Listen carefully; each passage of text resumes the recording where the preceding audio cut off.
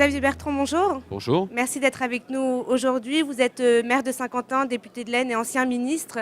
Aujourd'hui, on va parler entrepreneur.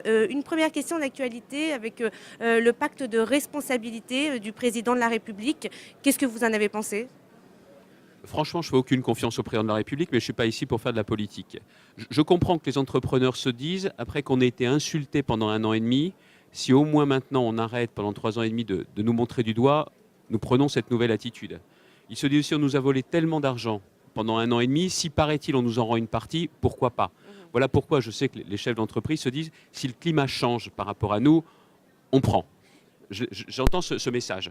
En revanche, vous voyez, là où il devrait y avoir un changement total, c'est est-ce qu'on fait confiance, oui ou non, enfin aux entrepreneurs. Et ça, c'est le problème du politique et de la technocratie par rapport à l'entreprise. Ça n'est même pas un sujet de droite ou de gauche. Est-ce que vous pensez justement que les entrepreneurs ont la place qu'ils méritent aujourd'hui à la fois dans la société et puis dans le tissu économique français ? Non, mais pour ça, je fais appel aussi à mes souvenirs, parce que moi, je ne viens pas du monde de la politique depuis tout le temps. J'ai été entrepreneur et j'ai ces souvenirs bien ancrés. Bien évidemment qu'on ne nous fait pas assez confiance. Ce ne sont pas les politiques qui créent les emplois, ce sont les chefs d'entreprise.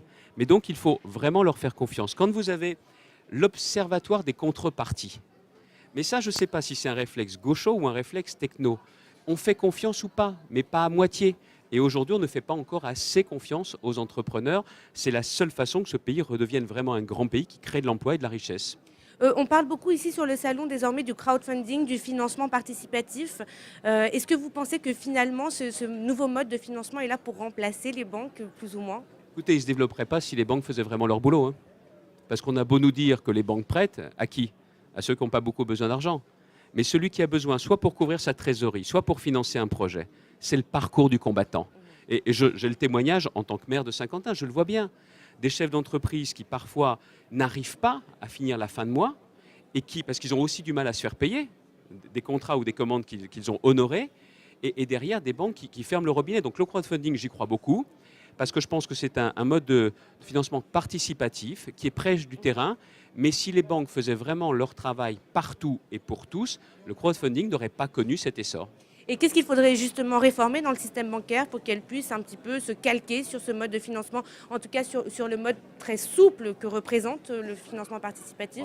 Il y a un sujet qui est très très large, c'est au niveau européen, parce qu'une banque centrale européenne qui prête de façon illimitée aux banques, mais qui n'a pas dans ses statuts la possibilité de financer la croissance, de lutter contre le chômage, c'est une erreur.